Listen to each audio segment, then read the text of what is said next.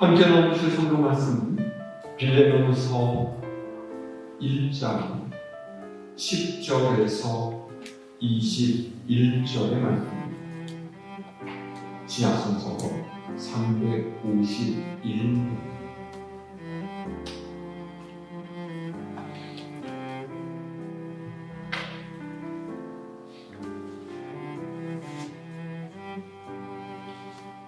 빌레몬서 1장 10절에서 21절까지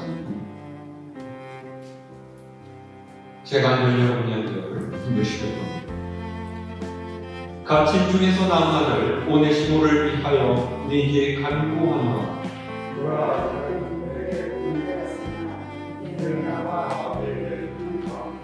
네게 그를 돌려보내노니 그는 내 신복이라.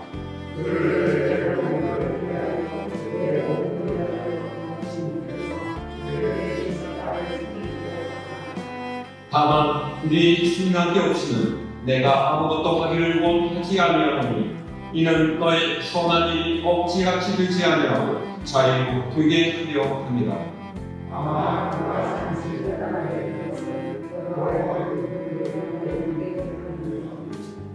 이후로는 종과 같이 대하지 아니하고 종 이상으로 곧 사랑받는 형제로 둘 자라. 내게 특별히 그러하거든 하물며 육신과 주 안에서 상관된 일이야.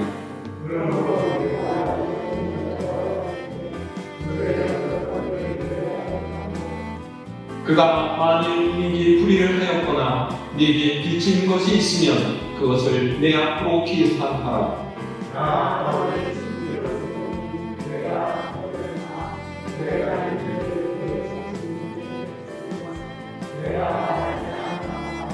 오 형제여, 나로 주 안에서 너로 말미암아 기쁨을 얻게 하고 내 마음이 그리스도 안에서 평안하게 하라.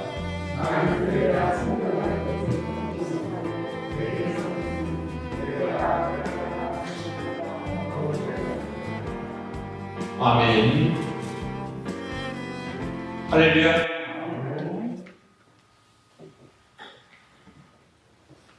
오늘 읽은 빌레몬서는 사도 바울이 믿음의 동역자이고 골로새 교회의 교인인 빌레몬이라고 하는 사람에 보낸 편지입니다. 사실 사도 바울이 이 빌레몬과 안면이 있거나 개인적인 친분 관계에 있던 것은 아니었던 것으로 보입니다. 오늘 읽은 말씀 위를 보면 사도 바울이 빌레몬의 모범적인 신앙생활에 관한 이야기를 듣고서 그것을 다른 사람들에게 말해 왔었다 이야기를 하고 있죠. 빌레몬은 골로새 교회를 위해서 자기의 집을 예배 장소로 내어놓을 정도로 헌신하면서 열심히는 믿음 생활을 했던 사람이었습니다. 이런 그의 모습이 주변의 다른 교회와 성도들에게까지 알려져 이것이 사도 바울의 귀에까지 들어가서 바울도 그를 위해서 기도해 왔다 이렇게 이야기를 하고 있는 겁니다. 자, 그런데 바울이 이런 빌레몬에게 편지를 보낸 것은 그가 특별히 빌레몬에게 부탁할 것이 있었기 때문입니다. 그것이 무엇입니까? 그것은 바울과 함께 있는 오네시모라는 사람 때문입니다. 자, 10절에서 12절의 말씀 우리 다시 함께 읽어볼까요? 시작. 갇힌 중에서 낳은 아들 오네시모를 위하여 네게 간구하노라. 그가 전에는 네게 무익하였으나 이제는 나와 네게 유익함으로 네게 그를 돌려보내노니 그는 내 친구이다. 아멘. 바울은 이 편지에서 오네시모라고 하는 사람을 자신이 갇힌 중에서 낳은 아들이라고 말하고 있습니다. 빌레몬에게 이 편지를 쓸 당시에 바울은 로마의 감옥에 갇혀 있던 상태였죠. 아직 판결을 받지 않은 미결수였기 때문에 중범죄자처럼 손발에 족쇄를 차고 있는 그런 상태는 아니었지만 어쨌든 일신의 자유는 크게 제한되어 있던 것이 분명했습니다. 그렇기 때문에 바울에게는 그를 대신해서 감옥 안팎을 오가면서 그의 일을 도와줄 사람이 필요했어요. 그 역할을 바로 이 오네시모라고 하는 사람이 했다라는 거예요. 11절과 12절 말씀을 미루어 보면요, 이 오네시모는 빌레몬과 관계가 있는 사람이라는 것을 알 수가 있습니다. 그래서 바울은 네게 그를 돌려보낸다라는 표현을 쓰고 있죠. 자, 그러면 오네시모는 누구입니까? 빌레몬서를 쭉 읽어가다 보면 이것을 알 수 있는 표현이 군데군데 발견되고 있습니다. 먼저 16절을 보면 그는 자유인이 아닌 종이었다라는 거예요. 그리고 18절을 보면 주인이 빌레몬에게 어떤 손해를 끼쳤을 거라는 것을 짐작해 볼 수가 있죠. 성경학자들이 소개하는 바에 따르면 이 오네시모는 주인인 빌레몬의 돈을 훔쳐서 도망쳤던 탈주 노예였습니다. 당시 사회에서 종은 주인의 재산이었고 주인이 그 종의 생사 여탈권을 쥐고 있었죠. 주인을 떠나서 도망친 노예는 잡히면 심하게 고문을 받고서 다시 주인에게로 돌려보내졌습니다. 그러면 주인이 이 노예를 어떻게 할지를 결정하고 매질을 하고서 다시 부려먹던지 아니면 다른 이에게 팔아 넘길 수도 있고 혹은 다른 노예들에게 본보기를 보이기 위해서 죽여버릴 수도 있습니다. 그런데 하물며 주인의 돈을 훔치고 달아난 이 오네시모, 어떤 대우를 받겠습니까? 그래서 그는 골로새 지역을 떠나서 로마까지 왔고 그곳에서 숱한 우여곡절을 겪다가 사도 바울을 만나서 그의 시중을 들게 된 것. 그리고 바울이 전하는 복음을 받아들인 오네시모는 변화되었습니다. 생존을 위해서 주인의 돈을 훔치고 잡혀서 주인에게로 돌려보내질 것을 두려워하면서 사람들을 피해 다녔던 그가 바울을 만난 후에 복음 안에서 바뀌게 됩니다. 어떻게 바뀌었어요? 자, 13절에서 14절 말씀 볼까요? 시작. 그를 내게 머물러 있게 하여 내 복음을 위하여 갇힌 중에서 네 대신 나를 섬기게 하고자 하나 다만 네 승낙이 없이는 내가 아무것도 하기를 원하지 아니하노니 이는 너의 선한 일이 억지같이 되지 아니하고 자유로 되게 하려 합니다. 아멘. 바울은 오네시모를 그의 본래 주인인 빌레몬에게 돌려보내려고 하고 있습니다. 바울의 입장에서는 그를 자신의 곁에 두고서 필요한 대로 쓰는 것이 더 좋지만은 오네시모의 본래 주인이 빌레몬이라는 것을 생각해서 그의 동의를 얻고자 한다라는 거예요. 그런데 여러분, 주인에게서 도망친 종이 어떤 취급을 당한다라고 했습니까? 잡히면 심하게 매를 맞는 것은 기본이고 주인에게 돌려보내질 이후에도 그의 도망을 그 심하게 여긴 주인에게 보복당할 수가 있습니다. 심하면 죽을 수도 있는 거죠. 오네시모가 그래서 골로새에서부터 로마까지 도망친 것이 아니었겠습니까? 그런데 바울은 그런 오네시모를 주인인 빌레몬에게로 돌려보내려 하고 있어요. 이게 무슨 뜻이겠습니까? 이제 오네시모는 주인에게로 돌려보내지는 것을 두려워하지 않습니다. 생각해보세요. 오네시모가 주인인 빌레몬에게 돌아가려고 하지 않는데 바울이 억지로 오네시모를 돌려보내려고 하겠습니다. 그렇지는 않을 거예요. 그러니까 오네시모는 이제 빌레몬에게로 돌아가도 상관없다라는 것이죠. 왜요? 그는 바울을 통해서 복음을 받아들이고 예수 그리스도 안에서 변화된 인생이 되었기 때문에 사람의 생명은 하나님께 달려 있다라는 것을 깨달아 우리 주님의 십자가로부터 참 생명을 얻는 길을 발견했기 때문에 예수 그리스도 안에 거하게 됨으로써 그는 도망자에서 자유인으로 바뀌었습니다. 자신이 처한 환경인 신분에 관계없이 주님의 복음의 빛 가운데 있을 때 그는 참된 자유인이 될 수 있다는 것을 깨달았습니다. 그래서 바울은 오네시모의 동의를 얻어서 그를 빌레몬에게로 돌려보내려고 하는 거예요.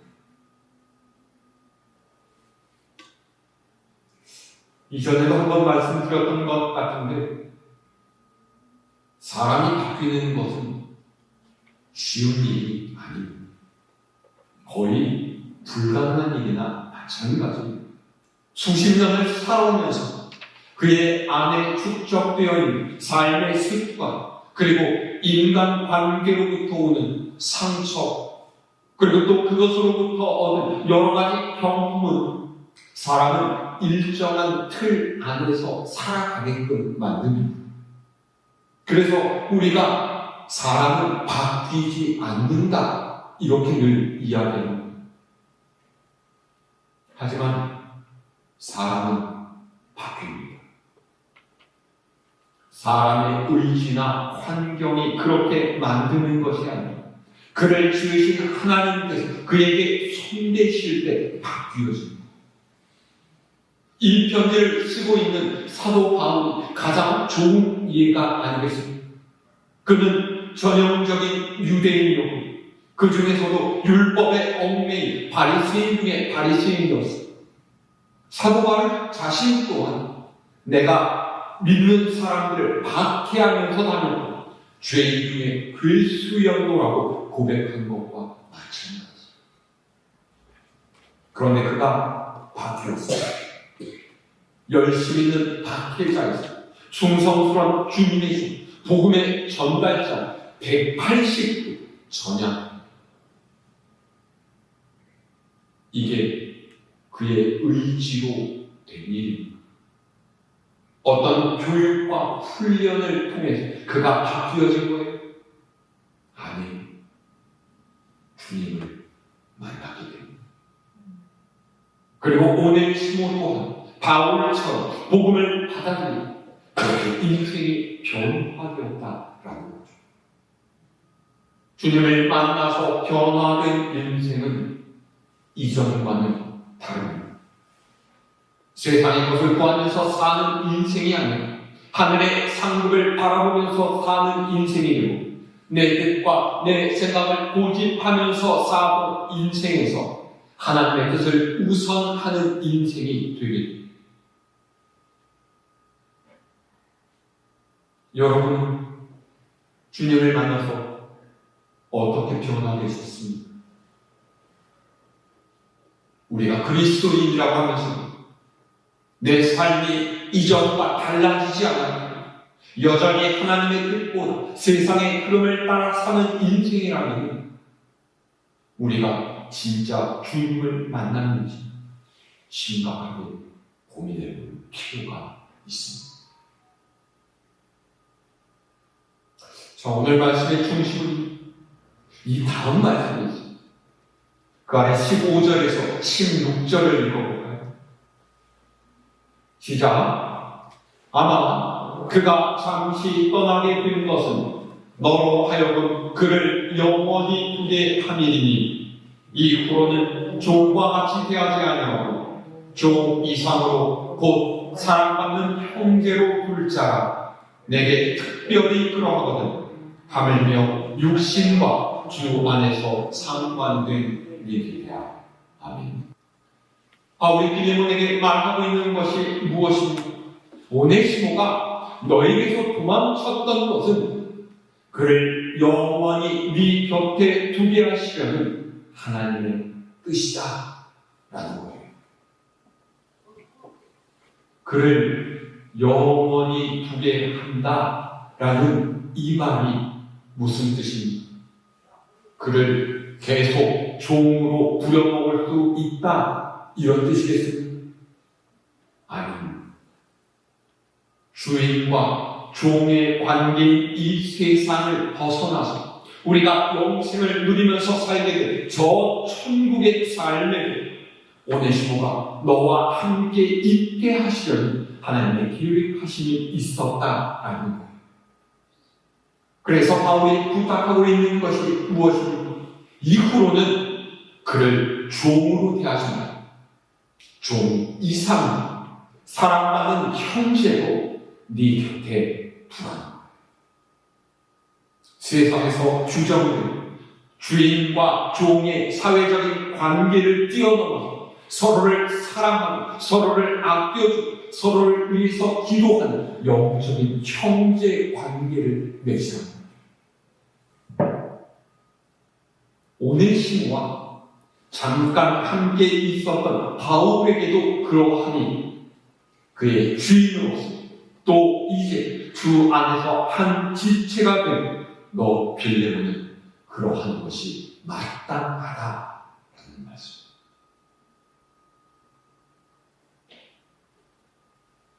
근데 여러분, 이게 말은 쉽지만 그러니까 절대로 쉽지가 않습니다.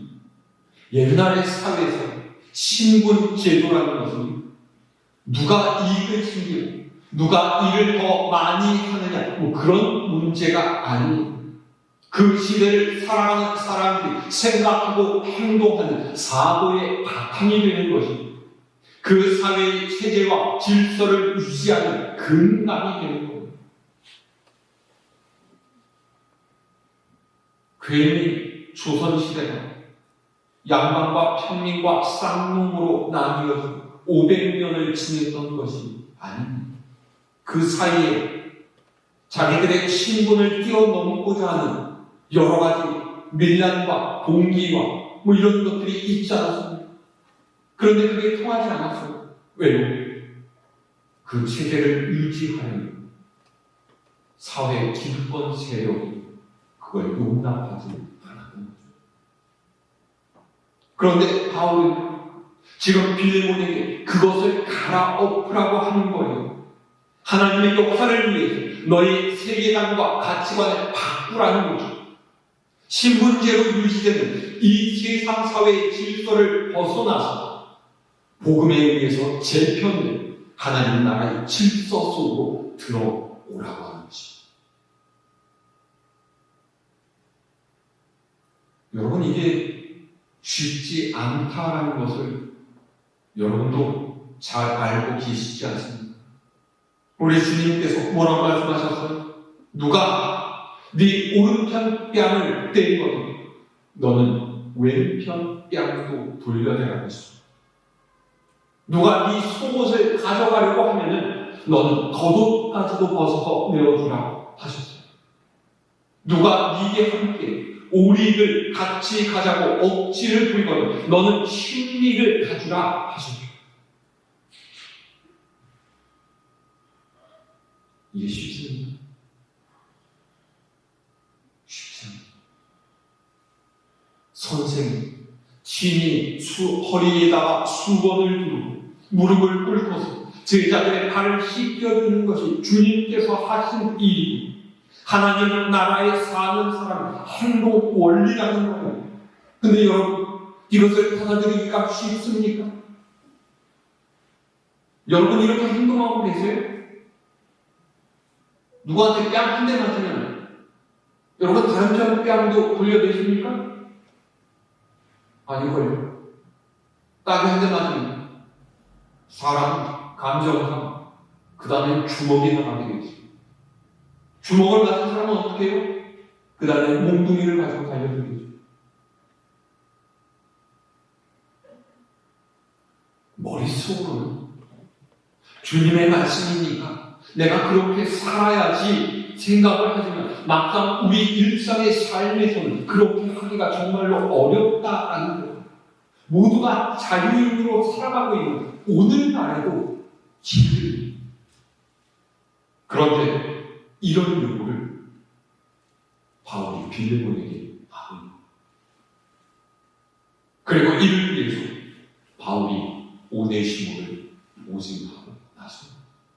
자, 17절에서 19절의 말씀이고 17절로 19절 시작. 그러므로 네가 나를 동역자로 알진대 그를 영접하기를 내게 하듯하고 그가 만일 네게 불의를 하였거나 네게 빚진 것이 있으면 그것을 내 앞으로 계산하라. 나 바울이 친필로 쓰노니 내가 갚으려니와 네가 이외에 네 자신이 내게 빚진 것은 내가 말하지 아니한다.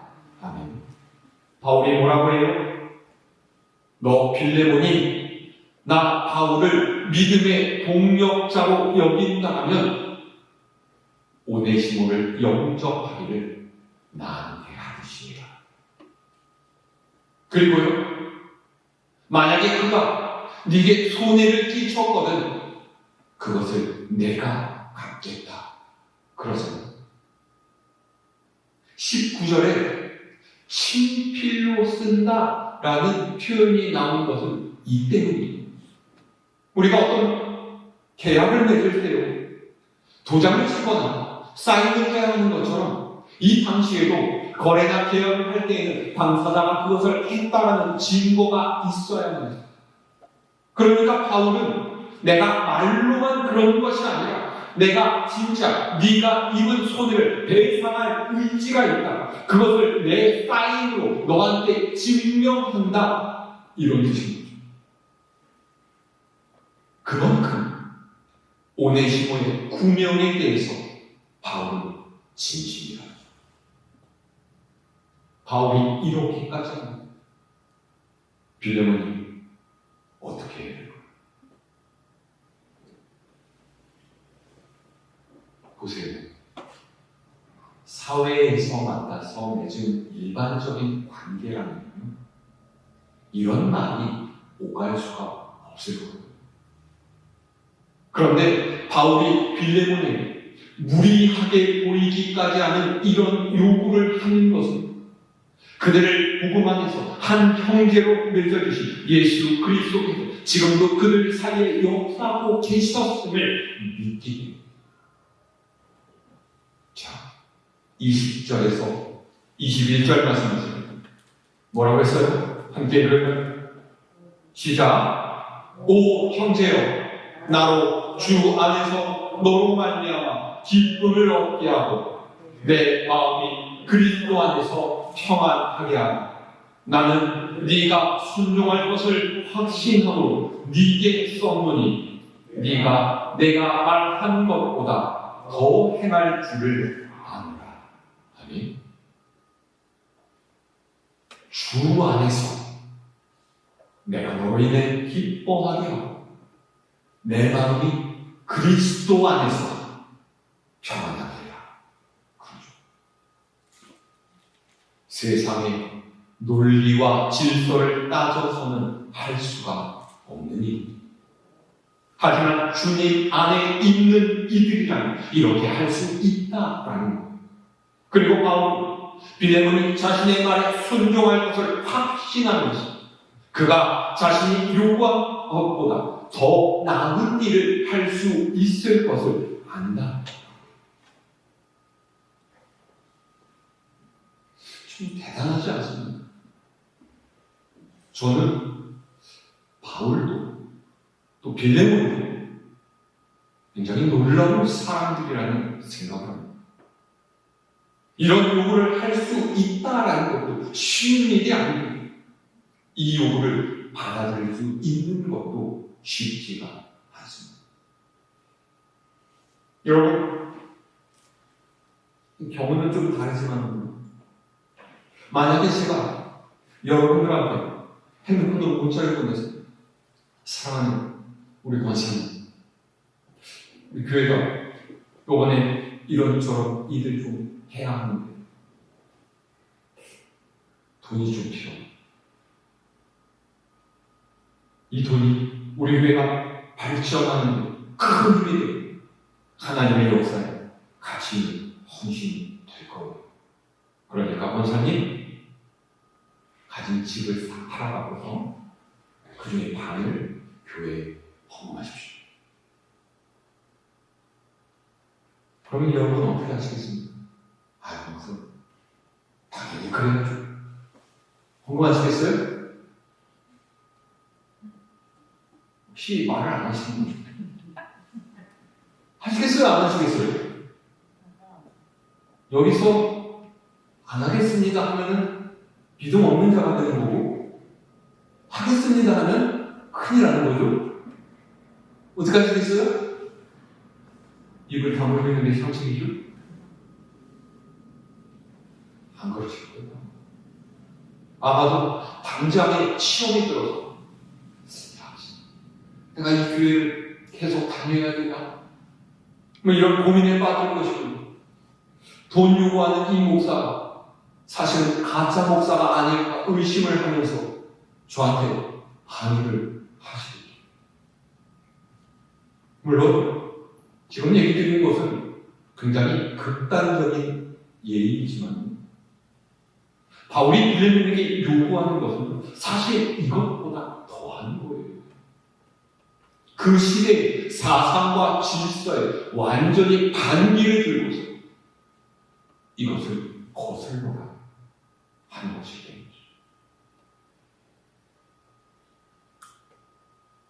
그런데 복음 앞에서는 이게 가능하다라는 거예요. 왜냐하면 복음은 기적이죠. 이 세상의 사고, 이 세상의 논리와 이 세상의 질서를 완전히 무시하는 기적의 사건이 바로 복음이에요. 주인의 돈을 훔쳐서 도망친 노예를 다시금 주인에게로 돌아가게끔 만드는 것이 바로 복음이에요. 그런 노예를 다시 받아들일 뿐만 아니라 그를 형제로 대해주라고 하는 것이 복음이에요. 그리고 그 복음에 순종하여 복음은 기적이에요. 그 시대를 뛰어넘어서 하나님의 나라 이 세상 가운데 임하는 일이 일어납니다. 그래서 복음이 기적이라는 거예요. 한 사람이 인생을 바꾸는 기적이에요. 잘못된 세상을 치료하는 백신. 복음은 우리의 영을 평안으로 인도하는 능력이고 세상을 변화시키는 하나님의 역사. 그래서 이 빌레몬서는 두 가지 기적을 이야기하고 있습니다. 첫 번째는 용서하는 기적입니다. 내게 잘못을 행한 일을 용서하는 것이 복음을 받아들인 사람 행할 수 있는 기적입니다. 그리고 두 번째는 세상을 이기는 기적. 세상의 가치, 세상의 통념을 뛰어넘어서 새로운 하나님의 나라를 세워가는 놀라운 역사. 복음을 받아들인 사람들의 순종을 통해서 일어난다 하는 것입니다.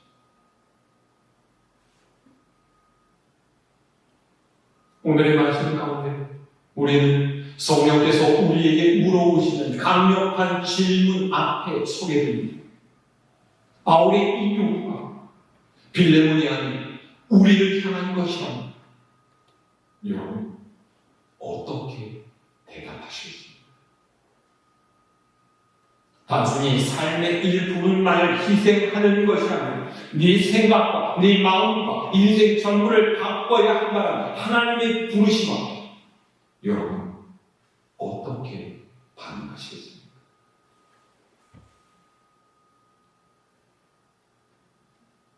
참 힘든 일이겠지만 복음의 요구에 순종하는지 하나님의 기적을 만들어갈 수 있는 우리가 될 수 있기를 바랍니다. 주님께서는 오늘도 우리에게 좁은 문으로 가라고 말씀하시고 자기 십자가를 지고 나를 따르라고 말씀하고 계십니다. 우리가 주님께로부터 받은 용서와 은혜를 생각하면서 믿음으로 이 부르심에 응답하는 우리가 될 수 있기를 바랍니다. 복음은 기적입니다. 이 복음을 세상에 널리 알려가는 우리가 되기를 바랍니다. 세상에 하나님의 역사를 일궈내는 우리가 될 수 있기를 바랍니다. 하나님의 나라를 세워가는 우리가 될 수 있기를 바랍니다. 그렇게 우리를 부르신 하나님의 부르심 앞에 믿음으로 응답하는 오늘을 살아가는 저와 여러분 모두가 될 수 있기를 주님의 축원합니다. 짐진 자들아 내게로 오라 내가 너희를 쉬게 하리라.